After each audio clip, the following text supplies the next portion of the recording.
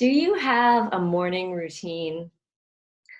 I woke up this morning and almost instantly I started having thoughts of, fear and kind of shame mixed in there. And it all seemed so well meaning. That's the thing about fear and shame. They can actually seem so subtle and so tricky. Like we think that we're doing something that's good for us by worrying and by pressuring and being hard on ourselves. So it's really takes a lot of practice to become aware of this. But I just wanted to share with you how I kind of overcame this morning. So the first thing I did is I cried. I cried it out. And it really helped. Like, this situation sucks. It really does. Um, you know, there's no, like, let's think positive and, sure, we can do that. But, um, I think it's important to also just feel those feelings of, like, I was feeling, the frustrations and the worries and the grief of this situation as well, the things that I've lost in, here I am living by myself. So I'm feeling loneliness and, sadness, anger, fear, all of it. And so I just had a good cry to start my day.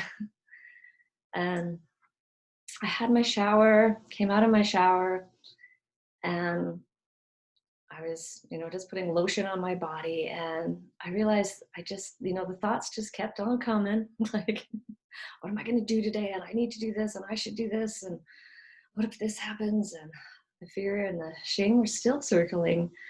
And then I just said to myself, I am not these thoughts. And I just continued to put lotion on myself, realizing, okay, I'm just standing here in my bathroom. There's nothing else going on. And I really sense just this presence of this body. I'm simply standing in a bathroom, putting lotion on. And I'm not these thoughts. I'm not the fear. I'm not the shame. I'm not the worry or the grief or the frustration. And I went into my kitchen and I started preparing my breakfast. And the next thing I did was I started doing a mantra in my head. And these sometimes just come to me automatically now because I've been doing them for quite a while. And I'm trying to remember what the mantra was right now. It's not coming to my head, but whatever mantra might feel right for you, if that is right for you. So I started singing this mantra in my head, and just every time a thought came up, just come back to the mantra, just come back to the mantra. So it's not about not having thoughts, it's just about not following those thoughts, not getting caught up in them, to remember to come back to the present.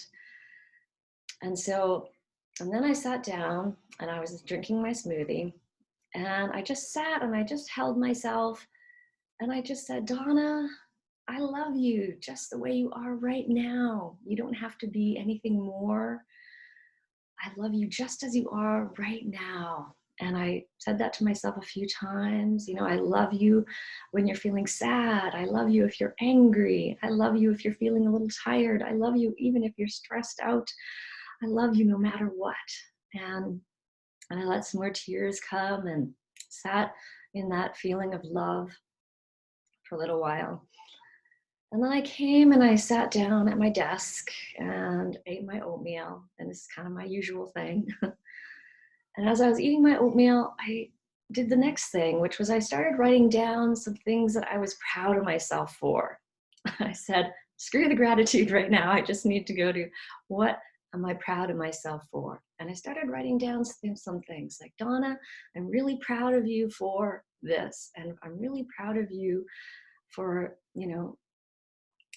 taking some empowered steps. I'm really proud of you for, taking charge of your finances a little bit more. I'm really proud of you for doing the things you're doing right now. And that started to lift my spirits and started to go, okay, I'm encouraging myself, rather than, kind of putting myself down.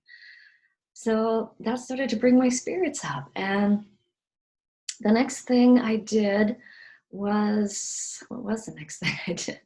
I just said, feel your feet. And I just came into presence and just felt my feet for a few minutes. It just instantly brings me from here down to the ground, down to the earth. Feel my feet. So I just did that for a few minutes. I came into my body. And then I got down. The next thing I did was I got down on my yoga mat and I bent over in humility, and I bowed down to God, and I just said to myself, okay, I'm going to ask God. I'm just going to ask God and see what comes.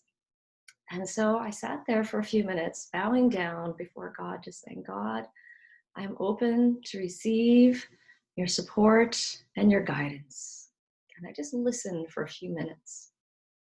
And I just waited until something bubbled up. I didn't try to solve anything or figure anything out, just waited until something just came. And the word was panda. And I was like, panda? What's that?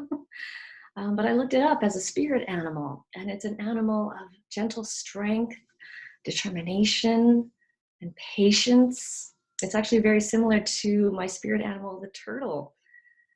It's a sea turtle, which I now have on my wall. So it was a reminder of going slow, going steady, and just really having that gentle strength and patience and determination. And so I started going, okay, then I was really starting to feel like, yeah, feeling better about myself, starting to feel like, okay, I can do this. And then, oh, that was the next thing I did, is I looked in my mirror, which sits on my desk, and I wrote down on a sticky note, you can do this. And so I looked in my mirror and I repeated to myself, you can do this, Donna, you can do this. And then what I found myself doing is I went around my house, and at all these locations where these things were happening, I wrote a sticky note and I stuck it there. So I now have sticky notes around my house, and I added extra tape to make sure they stayed on.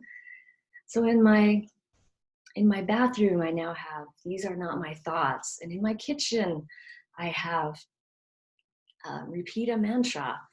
And then next to where I sit down and drink my smoothie, I have, I love you, Donna. And then on my desk, I think I have 3 now. I have, I'm so proud of you, to remind myself to do that morning exercise, and feel your feet. And I have ask God written down on my table, and you can do this. And above all, I think you are enough is so important to remember in these times where things are so scary and uncertain, that you are enough as you are right now. So I'd like to hear about your morning routine if you have one. I do feel it's definitely helping me. I went for a morning walk this morning too, and that really got my body moving and just felt really good. So I'd like to hear maybe what you're doing to find some structure and stability in your day or in your morning routine. So please feel free to comment below, and I'm wishing you so many blessings on your journey. Be well, be safe. And I'm Donna Schuster at boldnessblooming.com. I am an empowerment coach for highly sensitive people. Thank you for watching.